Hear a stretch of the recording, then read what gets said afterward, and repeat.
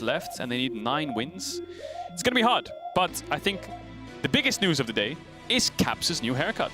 Certainly is. There's many speculations. Is he emulating his idol Saitama? Has he unlocked the avatar state? Has he unlocked telekinetic powers, the Professor X cosplay? Or has he become Megamind minus the blue? We will keep you posted on what the theories are, but we It's are so now epic. into picks and bans. I like it. I respect it. I like it. You need to change. You need to mix things up.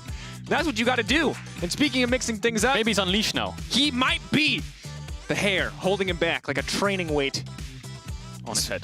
All right, we're Well, going to let that go. G2. We got it out of our system. Now we're going to be professional casters. Band's looking pretty standard. Nocturne, Lucian, LeBlanc, opposite.